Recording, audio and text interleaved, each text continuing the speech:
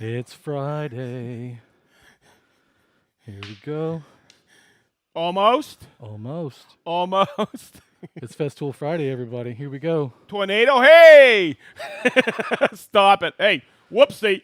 Hey, everybody, it must be Friday. It must be noon. I just got my wave. Happy Festool Friday. It's Festool Live. We're here again. Believe it or not, this is episode number 24. Woo! Holy macanoli. It feels like it's the first one. Okay, so in the room, like I always do, is I announce everybody because this is a big-time team effort. Okay, right over here, we got Big D on the panel. Hey, everybody. He's making sure production goes right. Over here on the camera, I'm pointing right at him, is Chris Seibert. Woo! He's known to us as Chris Seibert. Over here is Minnie, affectionately known as Min Min. You hear that siren in the background? That's our testing tornado. Believe it or not, there's no tornadoes here, and I'm going to tell you right now, it is gorgeous outside. Autumn is here, there's a nip in the air, and we're all excited to be here today. That's kind of like a little rhyming going on there, isn't it? Okay, so Mixmaster. I got to call out somebody else. This guy is a legend here at Festool. I've known him for about 10 years, right, Trappist? Okay, his name's Travis Jesse. He's working online for us today, answering some of your questions. I am so excited that he's here. He volunteered to help us today. We love him dearly. But also, I got to call out, I just found out, Peter Halley, how are you? I miss you. I heard you there. They told me you commented. Also, really? Jose Cuervo is online with us. Oh my God, it's going to be a good episode. And also, hello, the Wascally Wabbit, known as the Welsh Rabbit from Wake Forest. I'm calling you out because you're always there with us. So thank you for staying tuned. And don't forget, everybody who's new here, don't forget to subscribe to our YouTube channel and hit that notification bell. Was that good, Chris? Yeah, baby. Okay, so what's our topic today? I think you know, we posted a couple stories on it, a couple of posts. It's about the Kapex. We call this Kapex Basics. I'm basically, ooh, that sounded good. I'm going to do an overview of the top things of the Kapex. I'm not getting into calibrations or anything like that. When I'm allowed to do that, we will. Okay? But I'm going to go over some of the top tips and tricks that I have learned over the years while covering some of the simple functions of the Kapex.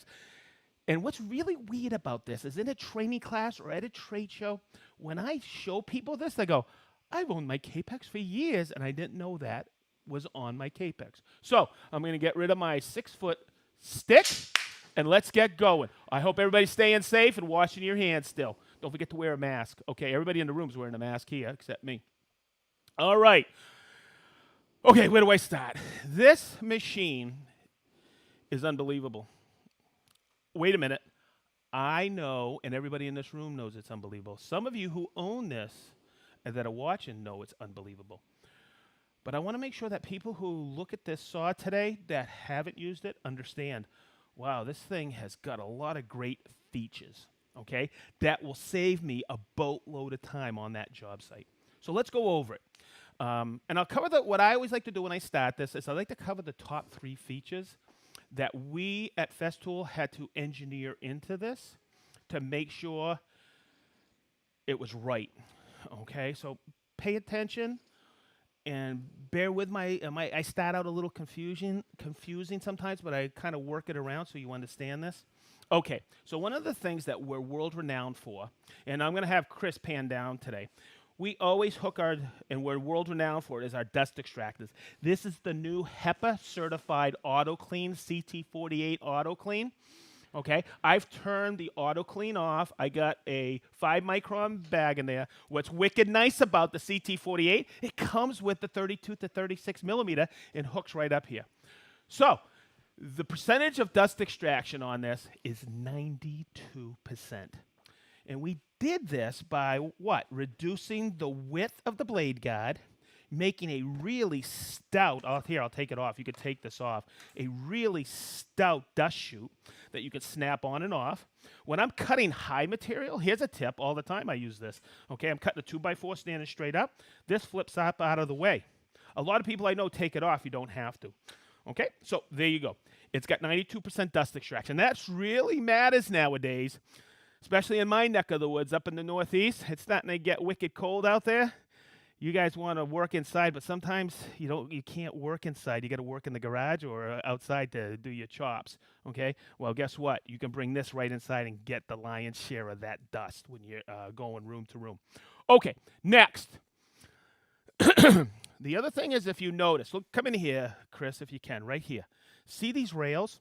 This is a 10.25-inch blade, 260 millimeter. Okay, where you all want to know what's my crosscut capacity. It's still 12 inches. Okay, but the one thing you're going to notice is as I push this back, there are no rails out back here. So you can take this and put it right up against the wall.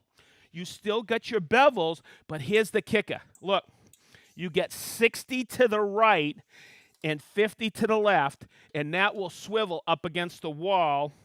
So it's a space saver. So think about this. You're setting up on the second floor to do a bunch of rooms and some trim, okay? You can set it up in the hallway because it takes up, this is the only space it takes up. It's only 50 pounds, okay? So if you put this up against the wall, right, guess what? You can get back and forth and go multiple rooms. You have one setup. Hopefully you follow me on there. The next thing I want to point out is, like, in my shop in Fort Lauderdale, we had a saw that had rails back here. It took up a lot of extra space because we had 10-foot cut station this way and a 10-foot cut station this way, and we had to really build it out. It took up a boatload of shop space. Not this unit. This you could put right up against the wall and save tons. And you could do the calculation yourself how much you're paying for your or renting your shop space per square foot.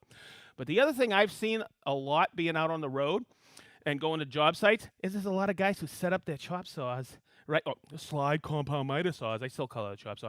They set them up in a trailer or a box truck, and guess what? Little space. You got a cut station right in there. You still got plenty of room for materials or your whatever you're transporting in your trucks and trailers. So there you go. It's called a rail forward design. You still get a 12-inch crosscut capacity at 90. Got it? Okay. Now the other thing I want to point out is this is for me. Okay, I'm going to talk a little bit of personal note. Hope you don't mind. Okay, this is my favorite feature. Okay, check this out. This is the bevel lock and unlock feature. Look, it's a simple lever. Okay, but this is, so I need to set this. Let's just think about this. I need to set my bevel to 30 degrees. Check this out. Look, I could take this, and I used to look at a pointer down here. I don't have to. Chris, swivel over nice and easy this way. Okay, tell me if you got this. I'm going to set it at 30, but look, and then come back out here, Chris. Look at this. See this little green arrow? This knob I can turn, and look, dial it. It's got a micro adjust. Isn't that sweet? Okay, and look, I can lock it right in. It's absolutely perfect, and it holds that bevel angle. Okay, so you can dial it in absolutely precisely. Okay, so you're going to notice, those are the top, in my eyes, top three things. But I want to show you this. You see how, look at this. See this? I got a positive stop at 0. And I got one at 45. Now, to remove the fences so I can get my 45s, check this out. It's a little green, and Chris, make sure I get this. It's a little green tab that I flip up, and it comes right off. I'm going to take this fence off as well. Look, I'm going to come back here, swivel it off. Okay, so you can really get a good look at this. Okay, now, and Chris, come up here so you can see this. I label this knob L and R. Okay, see it right there? Okay, because look, see where it says 0 to 45? Hopefully I'm not too confusing. If I'm going to the left, there's my 45, and it comes back and gets 0. If I need to go to the right, I can turn it, okay? And what happens is that pulls a little brass pin up, okay? And what that does is now I can go to the right unimpeded. Yes, I lose that positive detent at 0, but it's just a simple flip of that knob back. Okay? Now, if I take it and go 47, now I got plus and minus 47, which is really neat if you got to do some back cutting or back beveling. All right? Because you just want that long point to meet. So there you go. See that? Now, where I've seen the confusion before is if I just don't touch that knob and I go like this, and I'm going to just step out of frame really quick and grab this part that I pulled off of one of my saws, okay? If you look at this, okay, remember that brass pin I told you? It's sitting here and hitting here when I bring it up, okay? This is my bevel scale, okay? But think about this. If I take that and go like this and don't turn that knob, what you're going to hear is a scraping sound, okay? And over time, that'll wear out super duper quick, okay? So what I'll tell you is learn to just take that knob and turn it to pull the pin out of the way. I hope that one helped. Okay, so there I am. I'm going to set it back. Hopefully that explains it. Oh, and one more thing I want to point out. Hopefully the camera caught this and you noticed this. Look at the size of the scale here. Okay, it's huge. Okay, what's nice about it, it isn't a teeny tiny scale down here like I've seen on my other saws I've owned over the years. Okay, so I'm just going to get that out of the way. So if I need to dial this in, look, to 22 and a half, I could take this, look, take it 21.2.5. And I can just look how easy this is. There's spring-loaded pins back there that are holding it so that head doesn't flop around. It's so precise, it's ridiculous. Okay, so there you go. That's the micro adjustment bevel. I mentioned you got 60 to the right, 50 to the left. Okay, and this is sometimes I've seen people struggle with this, and you don't have to. When I'm moving this, or I need to, there's positive detents at all the popular miter positions, but to move it, look, I take it like this, and I press it like this, and I need to swing it out. Look, I'm going to read this cursor. Say I got to do a 20 degree. I bring it right in like this, and the lockdown, look, I lock it down. It doesn't move. Even if I lock it off to half degree, it doesn't move. It's a really stout system for getting your miters. All right. Whew. Let's start talking about some of the finer points that I've seen over the years that people have asked. I'm going to put the fences back on. Excuse me. Okay. Pretty simple. Okay. There you go. I got the bevel. I got the miter. Okay. Now, what I want to talk about is something that I have seen people not use in the past, and you should always use, okay? The reason I have seen people not use them on Jobsite is because these are difficult. This is a hold down. This holds your material down to the deck so it doesn't move on you, okay? Especially when you're cutting angles. But the problem is moving it from side to side, and people get all kinds of frustrated. You don't have to with our system. If you notice, see this little part down here? Part of it is knocked off here, and that's where it locks in, because look, that's the forward position. If I turn it like this, it's easy to take out. So Chris, I'm going to have you come right over here, and I want you to see this hole right here. This is where it fits. Did you get it? Right there? Yep. Look how it goes right in there, and I'm going to swivel it, and look how easy it is to lock down. Okay? Look, I just have to press it here and lock it down. But I've gotten in the habit, if you notice right here, there's little flat spots on this pod here. I like to take it and look, I want my pressure as close to the fence as I can get it, and that's what that's for, okay? So if I take it like this, I always go like this to knock some of the movement out of there and lock it down, and over time that works really good, because sometimes these get a little knurling. I just take a little piece of sandpaper and knock the knurling off. I use granite only, it's the best, okay? So if I need to switch it to this side, look how quick this is. Whoop, whoop, whoop, whoop. Right on the other side, okay? And I can go from side to side wicked quick. That is probably the best hold down I've ever seen in the industry. Okay, so there you go. So enough, Chris. I'm going to have you come over here. I want to make a cut so you see this. Okay, I'm going to lock it down. I'm going to turn on this.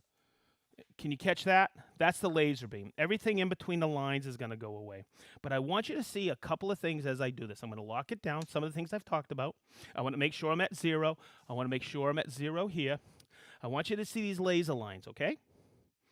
Good. Now I'm going to make a cut, and Chris, can you focus in here? Yes, there's going to be a little chafe here. That's the 8%. But look at this.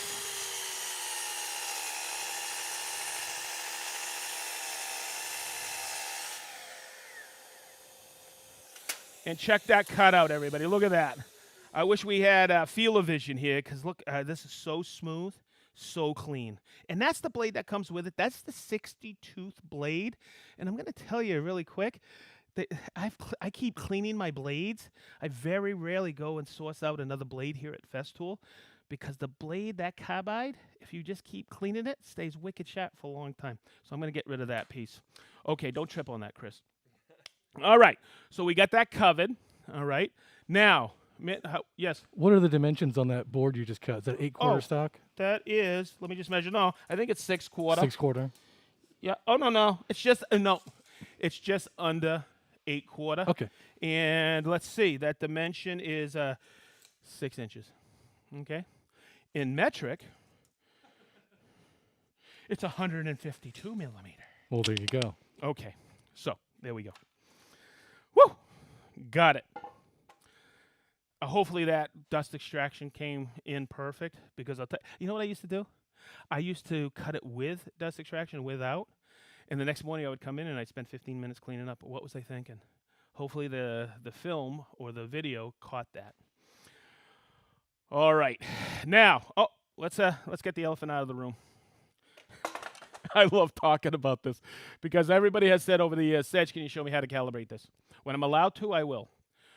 The laser beam, okay? But guess what?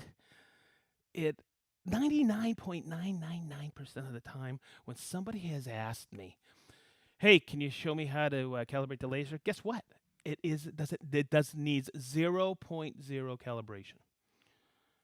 Hear me out on this, because I'm going to tell you right now. I was up in Vermont, quick story, and someone came over and said, I taught him how to set up his MFT in his shop, and he said, man, I'm getting ready. What else do you know? I'm getting ready to send my Kapex back to repair. I only have one laser. So I walked over to the saw, and Chris, come in here so you can see this. I always do this. I was looking at the laser, and he had one laser, and I went, oh, you got a screwdriver, a posi drive? And he goes, what do you mean? And I go, you need a posi drive screw tip, and if we look right here, you see this screw right here? Okay, so what that does is, I'll show you. This is a protective lens for the laser beams. I've also seen, or somebody has come up to me and said, man, that's a really crisp laser. Mine at home is a 2007 Kapex, and it is that crisp. It's because I, once a month, once every other month, I clean the laser lens. So it only is like about 3 turns to take out the screw. I don't take it completely out, and now the lens or the protective cover comes off. So what you do is you take this gets all gooped up. You take, especially if you're cutting really hot resinous wood, pitchy woods like pine, or we have southern yellow pine. We cut a lot here, all kinds of woods like that. Look, you clean it up like that and you put it right back in. So this dude up in Vermont was a little upset, because I said, before I cleaned his lens, I said, I'm going to take a picture. And I show this every training class, and I think I just showed it to somebody the other day. Look at that. That's how much pitch he had on his lens. And when I was finished, it looked brand new. And it didn't need any calibration.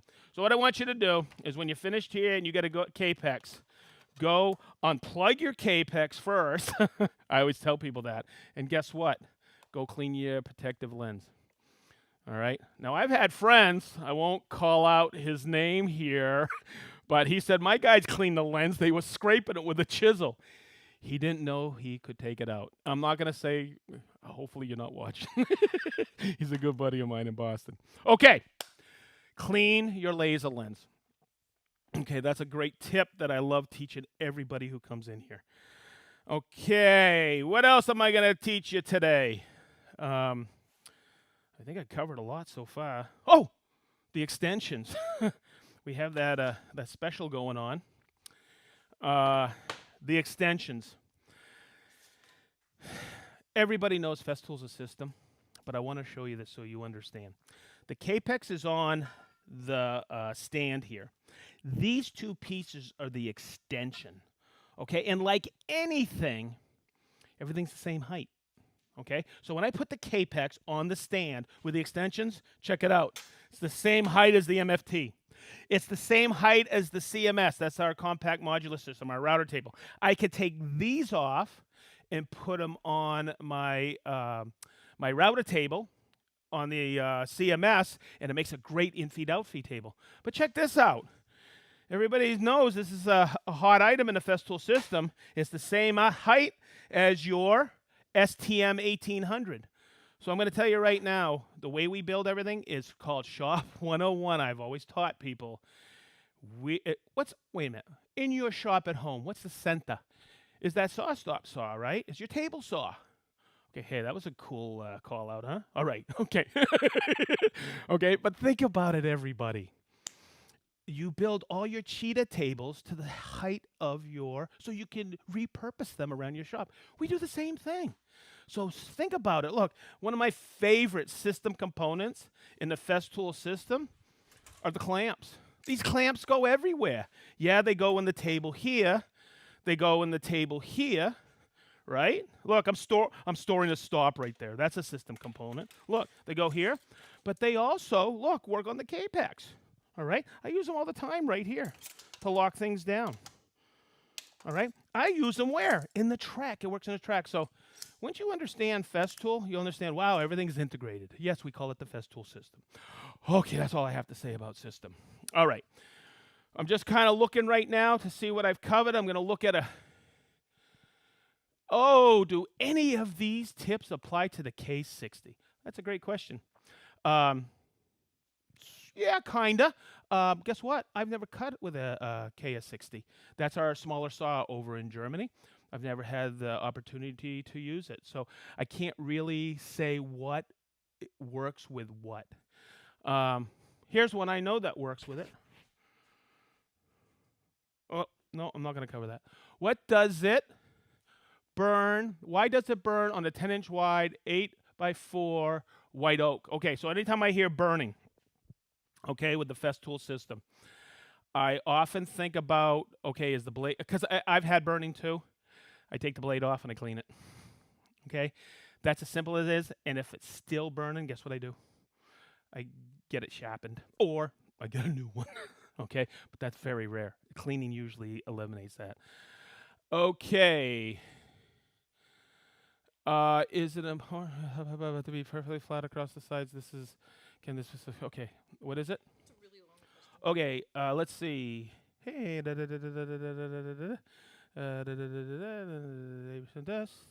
I already upgraded the hose. Let's see, what can I do to correct? But it has a slight variation from back to center stock. Okay. Okay, so it's a calibration issue. And what I'll tell everybody is call our support team in repair. Okay, I can't get too much into calibration.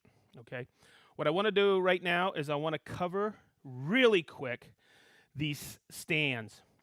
Okay, because you're going to laugh at me. Well, you probably already are. Okay, but this is the guys in repair are always asking me to do videos for this. I've done it half a dozen times. It's how to read the scale here. Now, when you're looking to get the stand and extensions together, or just the extensions, you got to look at this. You see this? This is the imperial. You got to decide if you want imperial or metric, because they're in both, okay? I just happen to have the imperial here. Okay, look, see? If I set this at 1 foot, I set it right to here. Okay, and hopefully we get that, Chris. Okay, and that's where you set it. But now, I've heard this, and this is the funny part. And it's not really funny because people just don't know. Hey, can I get extensions for this? I need to cut something longer. There's a knob right here. Chris, point this out. I love showing this to people. See that knob? It's always been there. Check this out. You have an extension built into your extensions.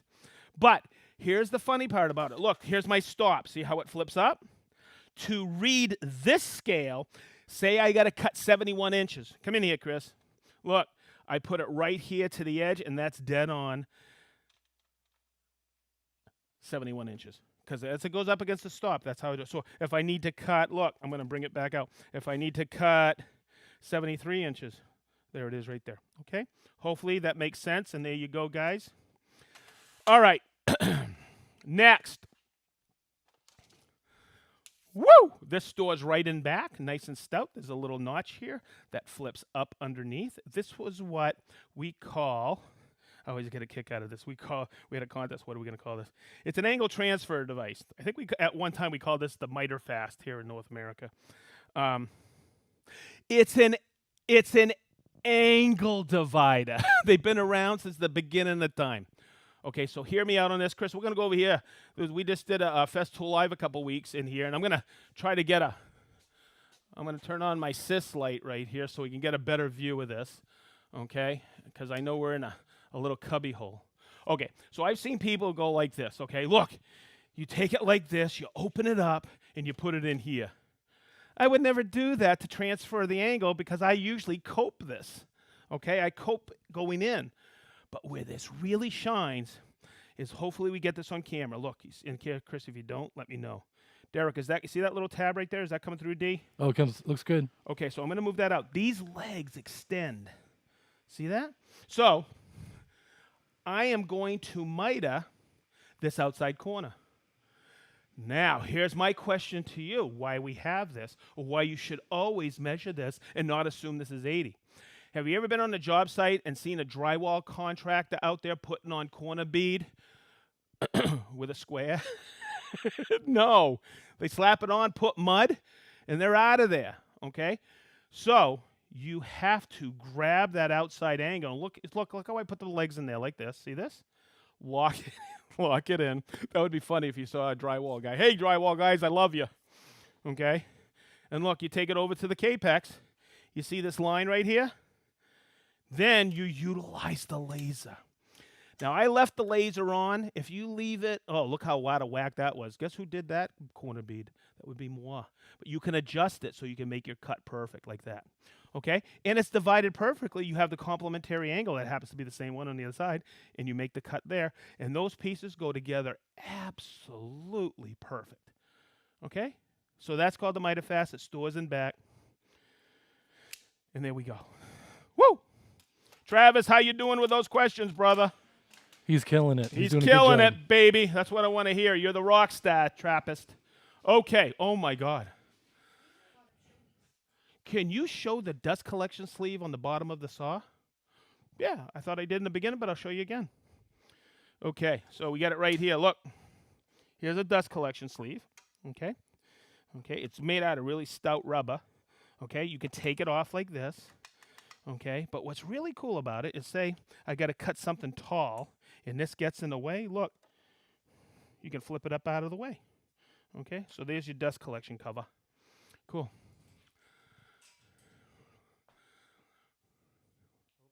Oh, that's a great question. Oh, my God. Okay.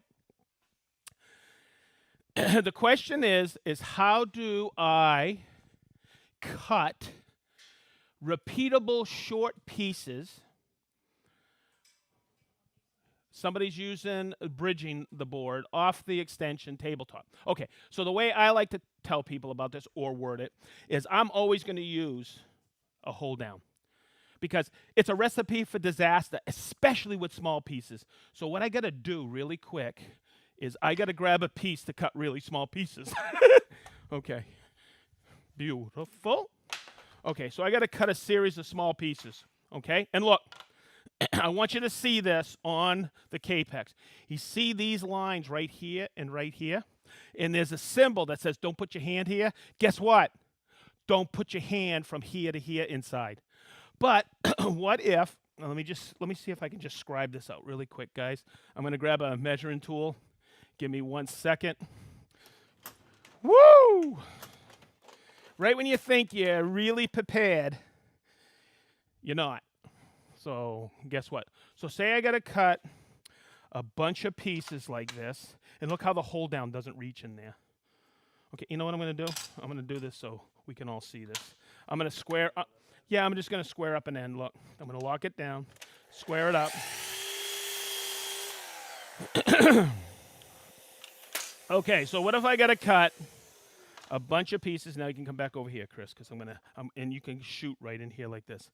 Say I got to cut a bunch of pieces that are, let's just do a quick measurement right here, that are, let's just say, you know what, let's go 4 inches. I got a bunch of 4-inch pieces. See how that won't reach? So let me just mark that really quick.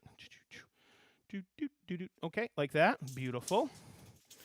Okay, so how do I grab that? I am not going to do this, everybody. That is a recipe. It's not when it's not if it's going to nip you in the bud. It's when it's going to nip you. So don't do that. What I've always done is I made one of these. Okay, and you're going to look at this and go, what the hell? This was scrap pieces from a doors and drawers class. I just threw a couple screws in them. But what I did is on top, see this is the same thickness. Okay, see how that grabs that? The reason it grabs is because I put some sticky back sandpaper on there and as well. But you can also use this as a repeatable stop. So watch, I'm going to take my laser. I'm going to bring it right down there. You know everything between the lasers going away. So I'm going to take it like this. I'm going to bring this up like this, look. And I'm going to bring it in. That's why I do 2 offsets, just like this. See this? That's now my stop. I'm going to bring this down, and I'm just going to come over here. Look, that's going to be my hold down. Okay? So now I can make my cuts. Now watch. Always let it stop, and now you have repeatability, just like this. So what I'll do, because now I want to release the pressure, I want to make sure I have the accuracy here. Check this out. I bring this in, and now I have repeatability. Okay, I don't care what the measurement is. I got the measurement here. Now I can take this, watch, release it, put pressure in, and I got the repeatability factor. See that? And there you go. So, I hope that one helped. I hope that answered the questions. Okay, I already did show how to use the angle dividers. Okay, let's see. Wow, this is great. I've never seen so many daggone questions on the Festool Live. How about you, Big D? It's pretty awesome, huh? We have a lot of good questions today. Okay, where do you, on the fine, oh, where do you line up the, I'll do that one. So, if you weren't watching, I'll break out the angle divider. It all depends, where do I line up the laser on the angle divider? Well, it depends on if it's this cut or this cut. So I line up the laser to where I know my waist is going to be. Hear me out on this. You'll see this. Okay, so I'm going to take this like this. You know what? I'll do it so you don't have to move, Chris.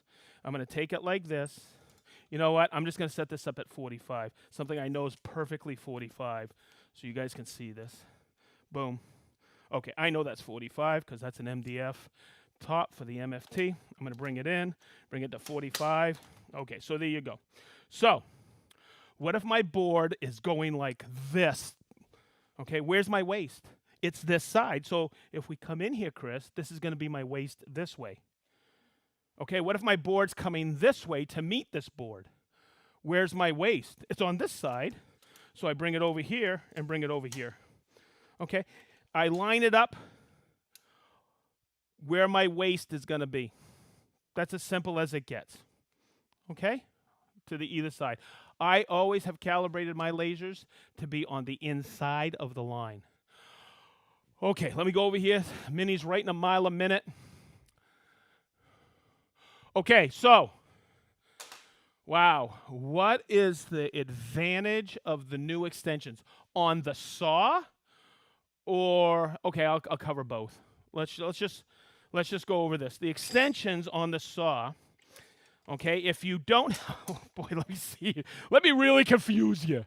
Okay, these are the extensions, okay? But you have extensions on the saw. I'm going to release this, okay? There's a big knob underneath, and I'm going to pull the locking point. Now, to cover the first one about the extensions on the saw, okay? There's an extension on the saw that comes right out. And if you don't have the extensions, it gives you a little more stability. Okay? That's what that knob's for. But Chris, I want you to come in here and get this right here. This is the big advantage of this saw for the added extensions. You see this right here? The clamp that I'm going to show you, the knob, locks underneath here. Now, Chris, stay right here and pan over here. The previous Kapex had an extrusion like this, exactly like the MFT. And where we saw a little bit of a confusion is the clamp would lock right here. That's what everybody thought.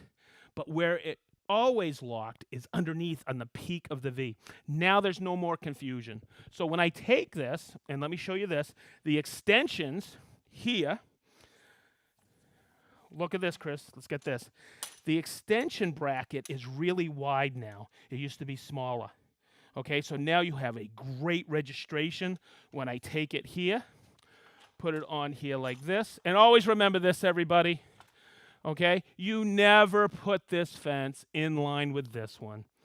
Okay, you always bump it back a little. And that's because if you may buy some chair rail or some other types of molding. You know the long lengths always have a crown in them.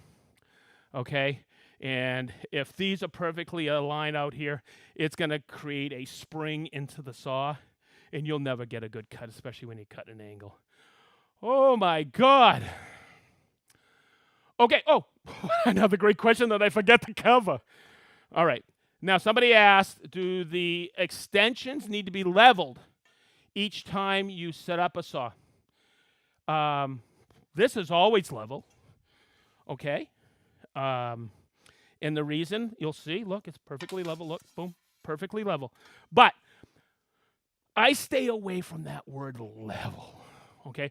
I don't know any floors or any job sites that are the same. So when I say putting the saw deck here in the same plane as the extensions, that's the best way to show somebody. I take myself out of the equation. I get a good straight edge. This is the fence off the MFT. I take it like this. I lock it right here to the deck. Now, come over here, Chris. Okay. See this knob right here? You see how these are splayed out? Okay. So I'm going to answer this question. Yes, I always at least check to see if they're in the same plane. I lock my straight edge over here. I want this here the same plane as that deck. So see how that's off right here? Check this out. I just twist it and it brings it in absolutely perfect. So thank you very much for asking that question. Hopefully that clarified it. And yes, I always check it. Okay, so the angle divider is stored right out back. Kind of hard to get to, but it's really easy once you understand it. See this little notch right here? Okay. I always match up. One side's round and one side's square. So I take it like this. I put it in and tilt it. That little tab holds it in there, even when I'm moving it around. Okay. Whoo! Can you go through the... Okay. Is there... Yes, there's an electric brake. Who's asking these questions? It's all the stuff I'm forgetting about. Okay, so it's not an electric brake. It's actually a magnetic brake. There's two tools in the Festool lineup that have the magnetic brake. Over in Europe, and people who are watching over around the world are going, what's he talking about? Because we have 110 60 hertz cycle here in the US, we can't have electric brakes. But all the rest of the 220s around the world, I believe, have the electric brake. We have magnetic brakes. Okay, so yes, the Kapex has it. It stops in about 3 seconds. And the other tool that has this is the OF 2200. It's a bigger, they're both bigger motors. Now watch. You'll see it right here. It'll start. This is full speed. And then when I let go, about 3 seconds to stop. The really good thing about that magnetic brake, it won't wear out. So there you go. That's why we did that. Okay, here we go. Let's see. Yeah, I'm going to look. Okay, so the improvements on the new Kapex was that little extension that came out. On the back here, we have now a locking hose tab. Okay, the extensions, the Mida bevel, the Mida Fast stores out back. And there's probably some other stuff that I know about, or I forgot to tell you, but those were the significant ones. It basically hasn't changed that much. It's just every once in a while we have to do a reface on we do a reface on our tools because somebody gives us some great ideas. Okay.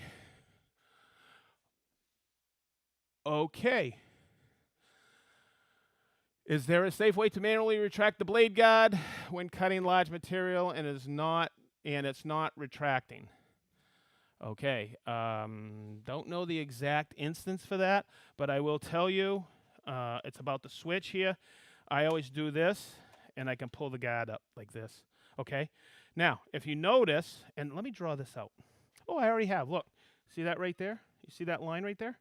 Okay, now this is still the on-off switch. This is the safety. When I push it, I can pull it further and start it up. So is it a safe way? Yeah, but I kind of stay away from that. Okay, let's see. Is it important for the table to be perfectly flat across the side? Oh yeah, don't forget to subscribe and hit the notification bell. You're gonna raise that many. Okay. You're gonna raise the improvements. Engines with Festool box rather than you just stand on a thing. Okay. Is there important? Okay, so. Okay, here's one for you. I think I understand the question is how to make a rebate, a rabbit cut, how to make a notch. Okay, I'm going to grab a piece here. This is basically a tenon cut that I made with the Kapex. Okay, you'll see them, the tenons I can cut with the Kapex. So I'm going to talk about the notching feature. You can figure it out. Okay, so I need to cut. Let's just get a small piece of. Let's get this board. I think this is a good piece. Wow, guys. Okay, so look, I want to make a notch right here. Look.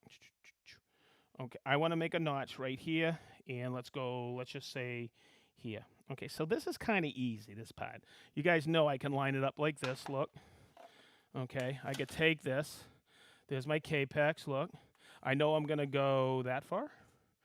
Right? Let's see. That'll be my stop. That'll be my line. Okay? But here's the tricky part. So I'm going to get this up. I'm all set here. But if we look right here, this is my depth. So I'm going to bring it all the way out so you can see it. Okay? Now, if I take this, that's cutting through, right? But I don't want to cut through. What I want to do, and Chris, come up here. This is called the notching tab. You'll see it, and as I turn it, it micro adjusts. So I'm going to bring that down so we can see that. Okay, and I think you'll get it. Now, do you notice I'm not going here? I'm bringing it out here, because guess what? That's where, look, see that right there? Okay, so there I got my depth set. I have this set. But here's the problem. I'm going to make one cut so you can see this. Okay, I'm going to flip this up. Let me get my stop on this side. Okay, just like this. And I'm going to make a cut out here so you can see it. I'll half the cut. I want you to see the blade.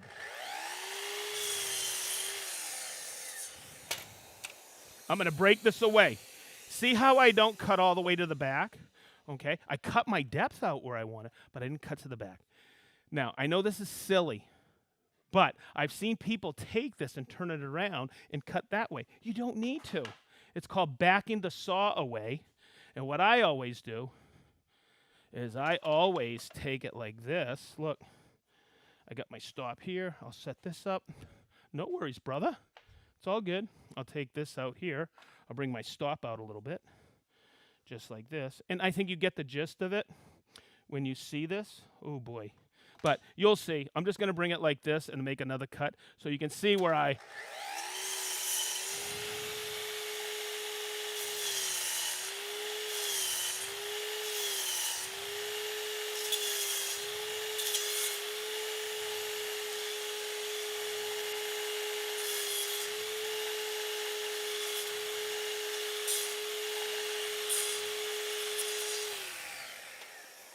And you can see that's how you do a rabbit. You want to clean it up, you can bring it back and forth. Oh, boy. Okay. Woo! All right, we're getting there. I got most of those answered. Yep. Yeah. It's okay, Minnie. It's okay. All right. I think I got it. Oh, last one right here. You can erase all of them up. I covered all those, I think. Couple times? Okay. Hopefully we got people still watching. I'll cover one more because I really like to show people this. It's because I used to get frustrated myself with it, and you don't need to. Okay? This is how I change a blade. Okay, I'm going to take this off, and I always tilt it this way. So you know what you got to do. You got to go like this, lift it up, turn it to the right, and I just pick an arbitrary angle like that. That way there, when I loosen the blade, it doesn't flop out in case the washer comes loose too quick. I'm going to come over here. I'm going to get this. And Chris, I want you to zoom in on this big green knob here. This is called Fast Fix. Everybody in the Festool system knows that when I hear Fast Fix or you hear Fast Fix, guess what you're doing? You're changing the blade. A couple things happen. It locks the switch out, okay? But it also locks the arbor shaft, okay? But what I always do is I always unplug it just because. In back here, in the carry handle, is this wrench. And I'm going to get in front of you here, and I'm going to take it like this, okay? And guess what? I'm going to spin it, oh, like that. Boy, you must have put that on, Big D. And you see how that comes right off? And this is how you change the blade, okay? And there you go. I'll just take the nut off like this, your flange nut. I lift this up. I lift the blade guard out of the way. And you see how the blade didn't come flying off? And I just take it off like this. And there you go. I hope that helped. All right. Woo! Okay, so let's do a quick wrap up. We've been pushing this. But, oh, my God, is that Paul Marcel? How the heck are you? Good to see you listening. Ron Teddy, good to see you. Rustic Grain Design, what's up, buddy? Victor, Boom Boom Lagardo's out there. Okay, no, I'm not running for president, Victor. Okay, hey, Patrick and Michelle. Thanks for watching. Leather by Dragonfly. You guys are rock stars. We have Maryland, Austin, Texas, Fairview, Texas, Montreal, Arizona, Florida, ×3. Wales, UK, yeah, baby, ×2. Malta, we love you. Keep watching. Southern California, Australia. Regina, Saskatchewan. Beautiful. Minnie, I had to look up the spelling of Saskatchewan this morning. Okay, we have Law Rensselaer in Georgia, South Africa, Thousand Islands, New York, baby. Yeah, Ledyard, Connecticut, Windy City, Columbus, Ohio. I love that city. The Netherlands. Vinny in Canada. I love you, buddy. And we have Japan watching this week. So, once again, wow, we ran over today. And we don't care. This is our favorite time of the week here in Lebanon, Indiana at Festool North America headquarters. Okay, for Big D, Big C, Little Min, and Travis, thank you, brother. Yes, Travis, you're the rock thank you. star. We thank you for watching. We love all of you. Please keep watching. Episode next week is for the dude. And you know who you are, dude. We'll talk to you later, everybody. See you later. Thank you for watching Festool Live.